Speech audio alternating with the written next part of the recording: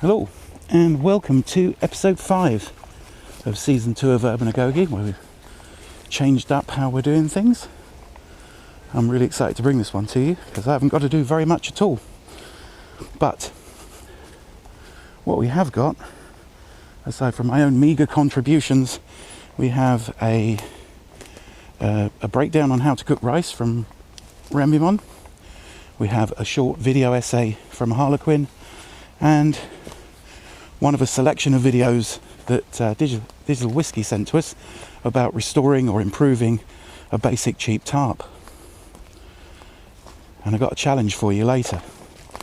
So without further ado, let's see what Rembimon knows about cooking rice.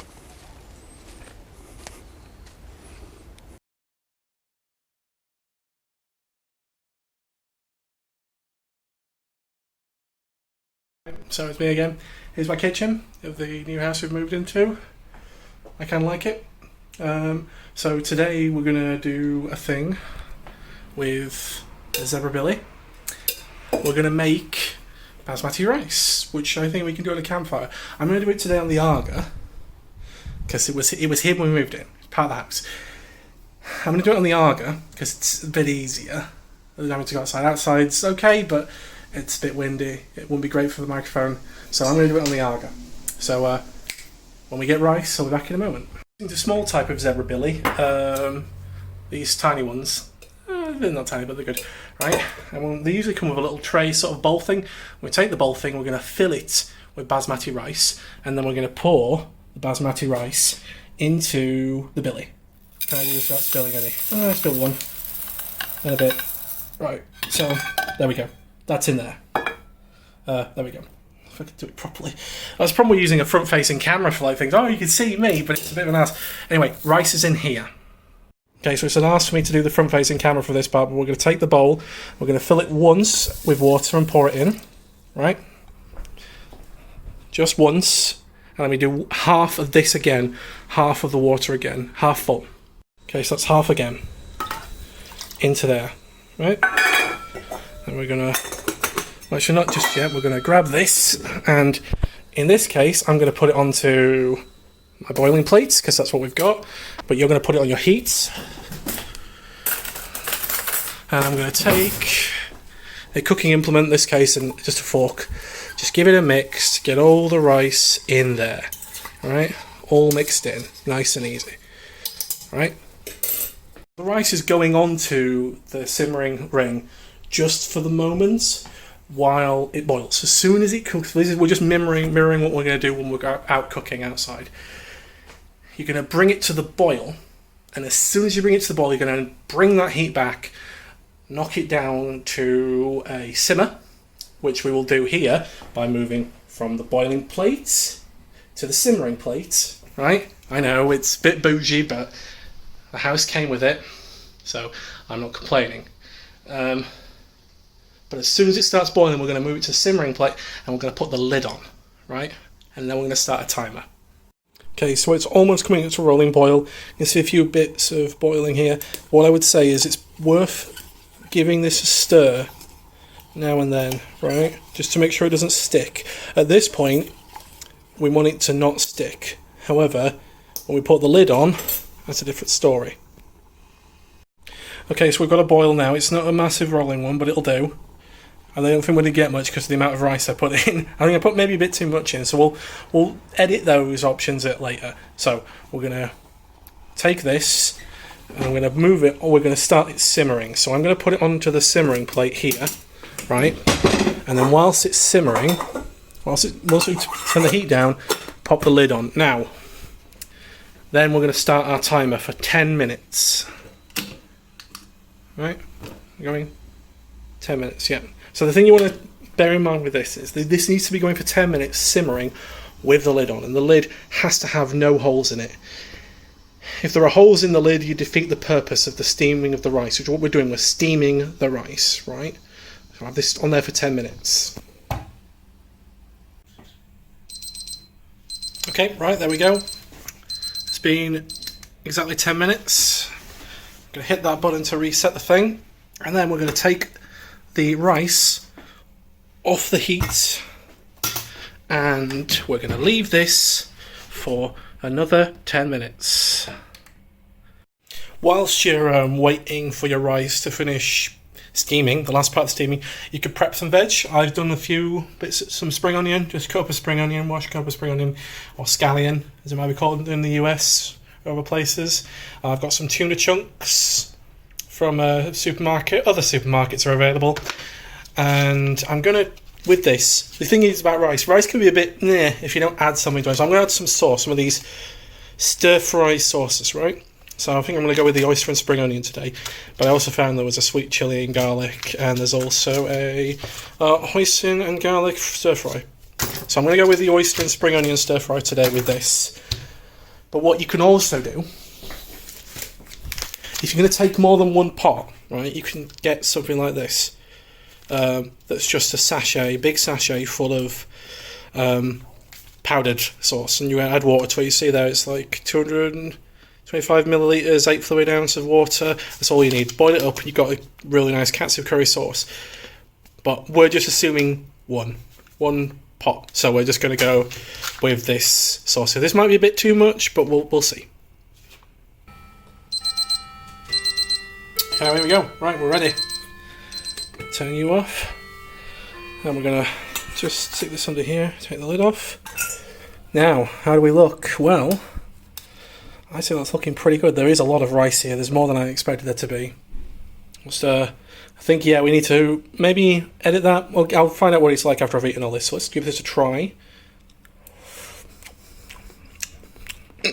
Yeah, that's fine. Absolutely brilliant. Right.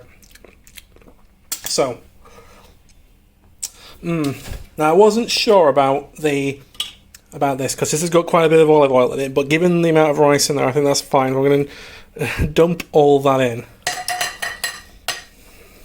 Olive oil is good for you to have every now and then, especially with your meat. Just add a bit of extra stuff to everything, right? We'll add that in. Okay, so because there's so much in here, this is if you only had rice, right? And a few of extra bits. This is like one full meal. This is, in my opinion, the way this is that much rice. There's a lot in there. So I'll add the sauce in, and we'll see how we go from there. Okay, so I've added the sauce in here, and what's wrong? I've added the sauce in here. I've also added the spring onions, scallions. I mix it all up. I've not been able to mix right down to the bottom because there's a lot of rice.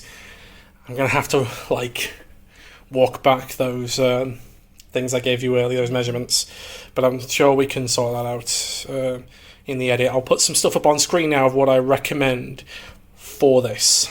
Well, actually no, we'll give it an 8 first. I'll give it an 8. After I've eaten, I'll let you know how it went. Okay, so I've had the rice. Still a bit left, like half it left. That half I'm just going to turn into fried rice later, egg fried rice. I'll make some egg fried rice tomorrow. So it won't get wasted. But here's the thing. That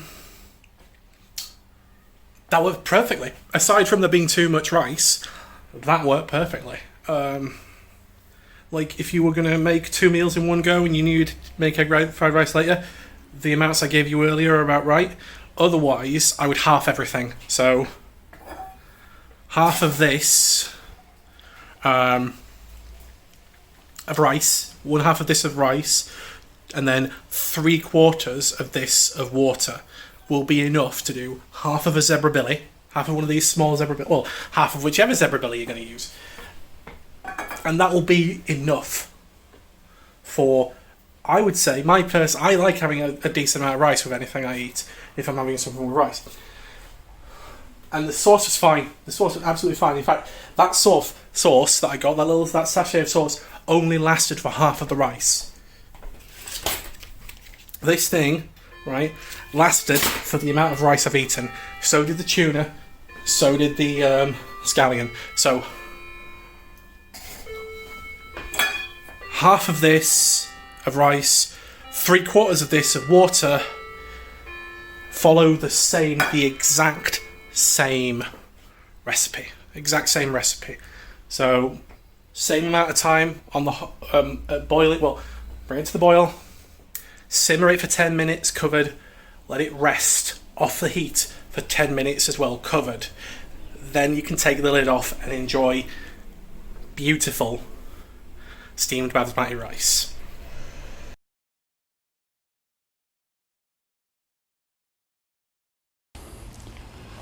A human being should be able to change a diaper, plan an invasion, butcher a hog, and con a ship.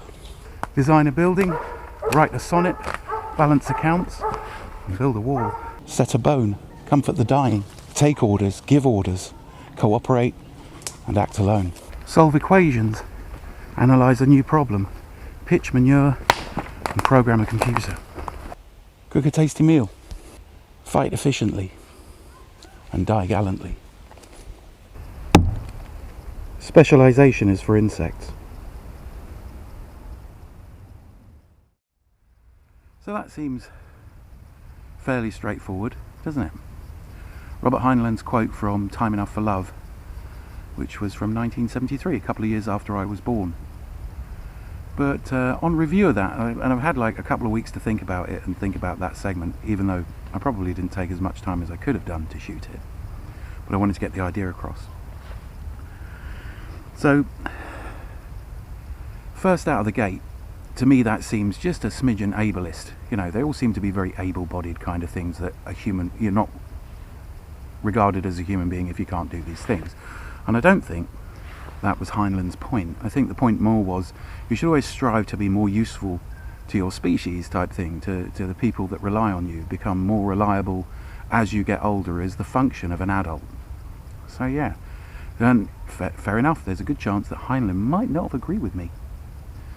So yeah, but I mean this idea isn't a new one. I mean, just in the last 120 years you've got things like the scouting movement started in 1908 by Baden-Powell, which sort of like praised the idea of a competent man. You've got in, you know, the 1960s, you've got Star Trek, you know, this idea of humans in the future will be X much more competent than us and more inclusive, you know, racism will have gone away, people will cooperate more. You know, then in 1973, Time Enough for Love, and then in 1987, Star Trek The Next Generation comes out. And I know I'm using just pop culture, because pop culture is where the soul of humanity seems to live these days. And then in the 2000s we get Patrolling with Sean Kennedy, and now in 2020 we've got me trying to do the whole competent man shit. And even the phrase competent man is kind of like ruling out a whole bunch of other people, including women. So really, that's a good start point for philosophy, the Heinleinian quote, the idea of being competent for its own sake, you know, because it benefits you and others. That's a good goal. But I see it as more as a, you know, you should spend your life striving to learn new stuff. There's not a point at which you've learned everything you need to know. Certainly not in today's world, where learning a skill can be as quick as 10 minutes, as we're seeing with Urbanagogi. 10 minutes is about the length of a video, maybe 20, to show you, you know, a set of skills or a piece of kit that will really help you that you're not currently carrying. So yeah, I just wanted to qualify that. You know, it's been weighing on me for a few weeks. I wanted to do it right. I probably still haven't done it right, but that's the nature of art, innit? Wabi-sabi, the impermanence and imperfection of all things. It's like a whole Buddhist, you know, koan, a lesson from the Buddha. Nothing's permanent, nothing's perfect. And perfect is always the enemy of good, and we should always try and improve. In the 1980s, the Honda Motor Company, no, I think it was Toyota, introduced the idea of Kaizen, you know, small improvements, and to lead by small improvements. And they did time and motion studies, and they gradually made their production facilities better and better, their products more reliable, and, you know, ending up with something like the Toyota Hilux, which arguably is the toughest car. And that's the toughest pickup truck. So that's a very sort of potted idea of it. If you want me to discuss it more, it is in the philosophy bollocks end of things. And I'm sorry if it's tedious, because I didn't intend it for it to be. This is a short section. So think about it. You know, what skills would you share? I think the sharing of those skills is slightly more important than the acquiring them and keeping them to yourself. You know, a skill isn't, you know, it's not really that useful a skill if it only benefits one person. So you should always learn a skill with the idea that you're gonna share it with other people. Maybe you might refine it. You might make it simpler to understand, which is what we're trying to do with amateur radio. You might want to just sort of like, look, even I can do it type level of skill. Whatever your method of teaching. sorry about that, got interrupted weirdly by somebody I was able to help because I walked part of the olden way. How cool is that? So if I hadn't done that, I wouldn't have a clue. So yeah, so share those skills, that should, you know, or not, and just use those skills to be a more effective human, is what I'm trying to say. So it wouldn't be fair to close out this section without giving you a lowdown on my cookery, the one that actually has specialisation is for insects - Robert Heinlein on it. And I still stand by that. The cookery is an all-purpose knife. If you've got a proper cookery, this one is made by Cookery House and probably cost you, including shipping, less than $100. And this is a 10.5 inch jungle knife. Now the reason I bought this one is this is the actual one. It's got some rust on it because they're not polished. This is the actual one that a Gurkha would take into battle. It's not the parade cookery. It doesn't have any finish on it. It's literally, you know, spring steel from a truck spring. It's about a centimetre across the back, and it's heavy. The overall length is probably about 15-16 inches. So it's essentially a short sword. And this is the one that Nepalese people mean when they say cookery. But they've realised that essentially what happens is loads of different things are called a cookery, so they refer to this as the jungle training knife, with sort of a little bit tongue-in-cheek. This is the thing they're talking about. It's, you know, you can build a house with it, you can use it as a short sword. In fact, it's based, this shape is based on the Greek kopis. I don't even know if I'm pronouncing that right. So, you know, it's got about 3,000 years of history. The ones after the Second World War or during the Second World War were made out of truck leaf springs, and this is no exception. It's got a buffalo horn handle and a rat tail tang. It's great at chopping. You can use this part of it as a spoke shave. This is your main force point on a cookery, and then you've got a leaf-shaped blade at the end. So this is called a carder.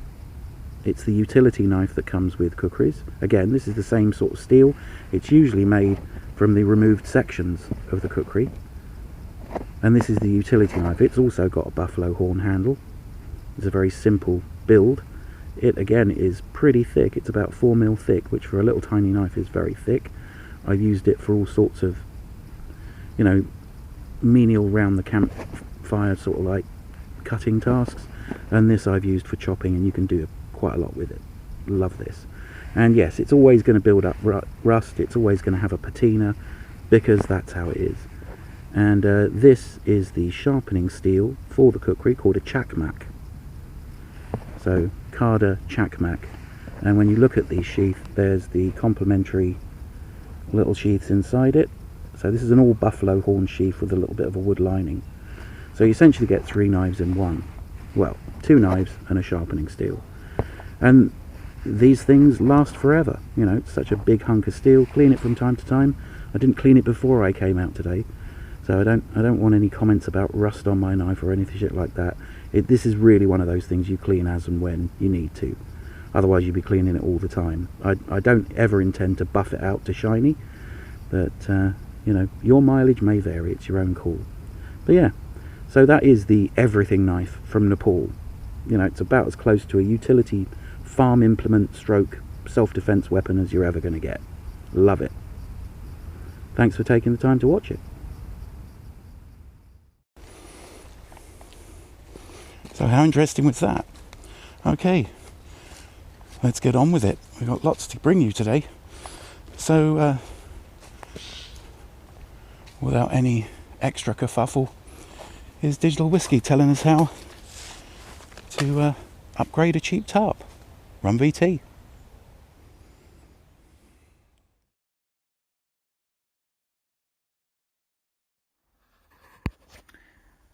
Welcome to the workshop, or the shed. What you're looking at here is some bamboo sticks tied together with some steel fencing wire and a El Cheapo tarp. A little bit too cheap, because although that it is supposed to be waterproof, when rain hits this, a fine mist of water sprays through. Now that's no good. So what I'm going to try to do is coat this entire thing with silicone and the way I'm going to do that is by dissolving it in white spirit. It's called over here. I believe it's called odorless spirits in the US. Anyway, this is it strung up, sort of, and some bamboo sticks.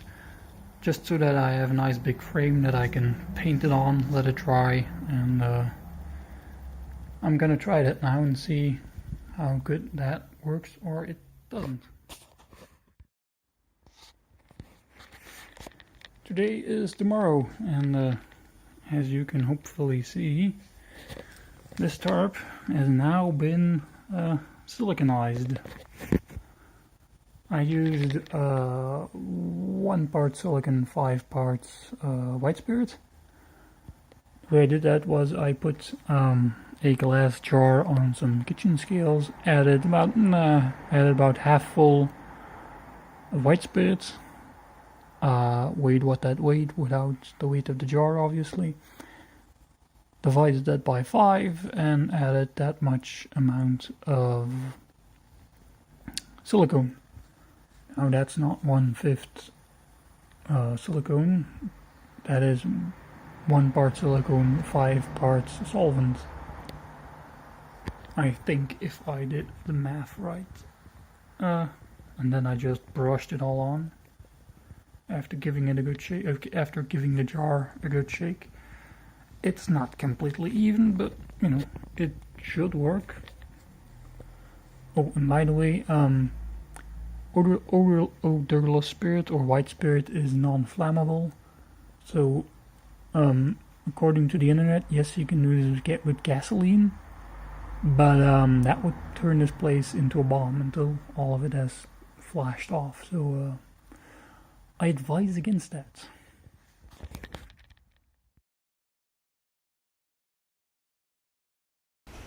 And now here's a piece of video work that Harlequin included in his continuing journey to get a PhD. Here's some thoughts on surveillance.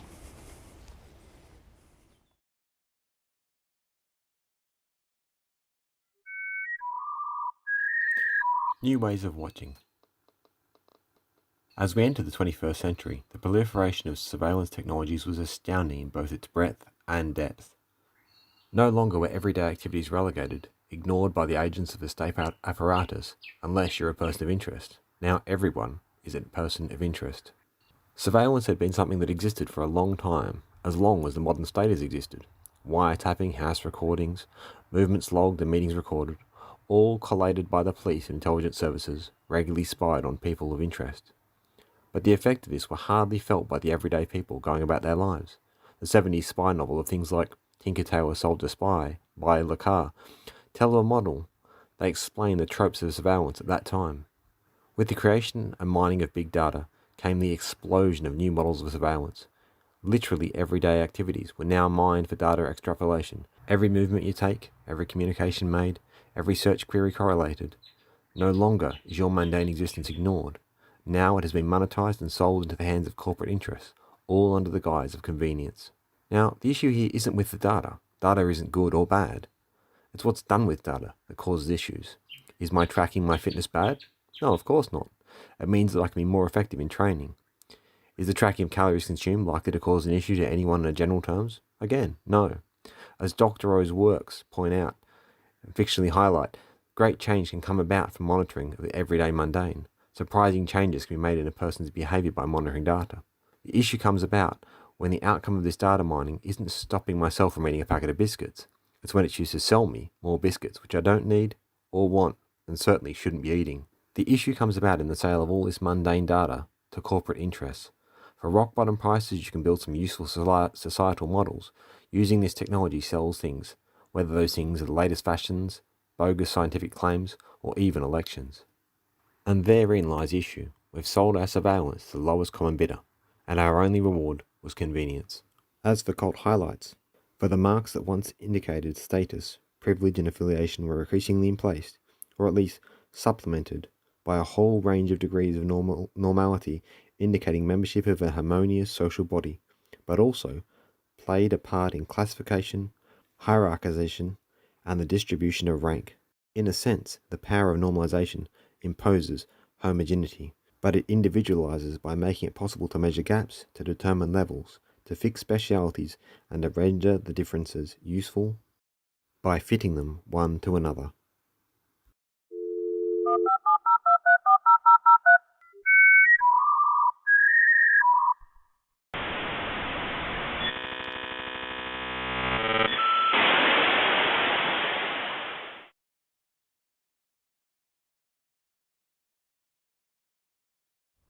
Okay, so something I haven't done on Urban Agoge at all, and a lot of other bushcraft channels do, is a challenge. Now, there's no prize for this.